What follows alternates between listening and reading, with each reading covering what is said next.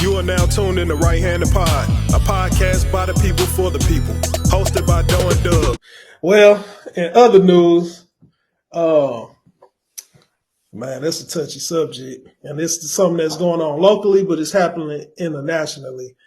I don't know. These are all allegations. I don't know how true it is. I'm not going to name no name because I personally don't know these guys, but yesterday on Facebook here in St. Louis, it was a big You are now tuned in to Right Handed Pod, a podcast by the people for the people, hosted by Doe and Dub.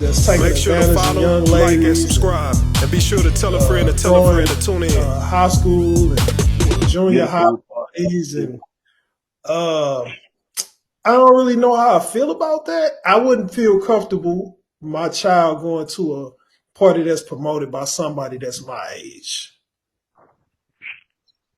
I get that. But you know, if it's other kids there, it's almost like you don't really want to keep them away from it. But at the same time, that is a real thing, and you really gotta put your daughters up on it, man. You know what I'm saying? Yeah. And I think that's it's a touchy subject, and it's a real thing. You know, but it's been going on forever. It has been. It has. I mean, I know I'm a little older, man, but it probably was still going on when you was in high school. How all these grown ass dudes coming to pick these girls up while we was in high school. For sure. Even going to prom with them. For sure.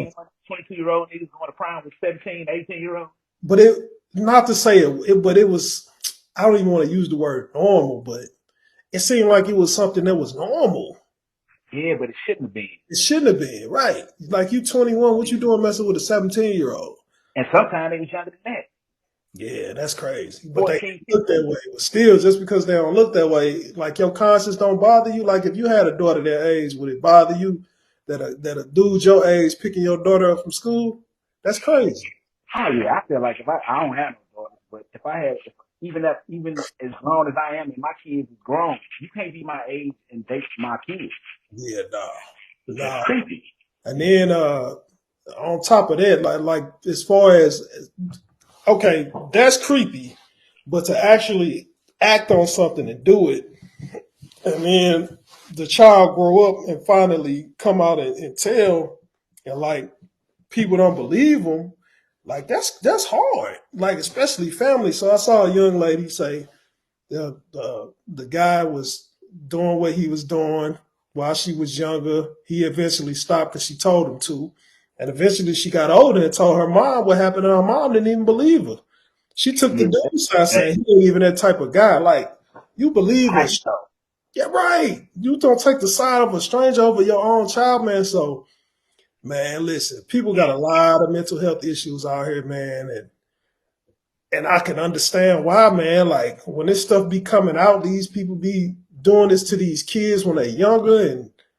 And not only that, that's why a lot of them don't say nothing for the fear of not being believed. But then when they say something,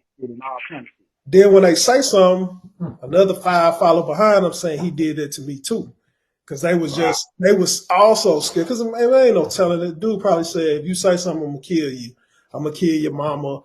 And you a kid. You like, man, I don't want to happen to my mama. And he already older, so he just believe you. You know what I'm saying? And then I want to know why, and I want to know, this is my thing, like even for the guy, like what attracts you to somebody that young? On what level can you relate?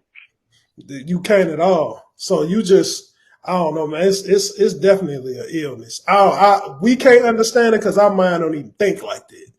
And even when you explain it, it don't make sense. Yeah, and even on the R. Kelly thing, which I'm not making no excuses for this nigga, but I heard he can't read shit. You know what I'm saying? So I'm thinking that's probably why he was doing it. You know what I'm saying? And just like I said, I ain't making no excuses at all. And I think somebody pointed out to me that it happened to him. You know what I'm saying? So if you don't get help with these things, it's just a never-ending cycle. Somebody did it to you, so you do it to somebody else. Right. Oh, you gotta go address them issues, regardless of who believe you or not. Go talk to somebody and seek help, because man, people carrying that stuff around for like 30, 40 years, man. They finally come on face, you know what I'm saying? Sometimes they don't even say nothing.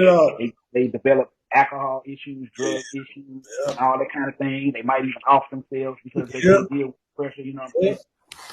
Yeah, man, it's a crazy world out here, man. So I'm really not trying to keep track of it, but I mean, it's gonna come out.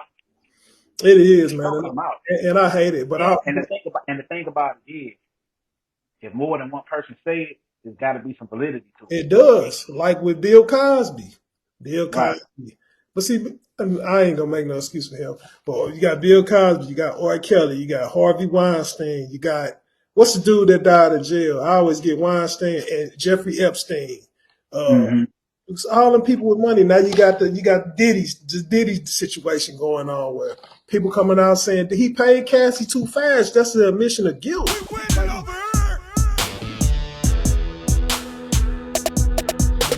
me and the squad ain't no facade. I put my right hand up high, threw me the live, we on the job. I put my right hand up high, my right hand up high.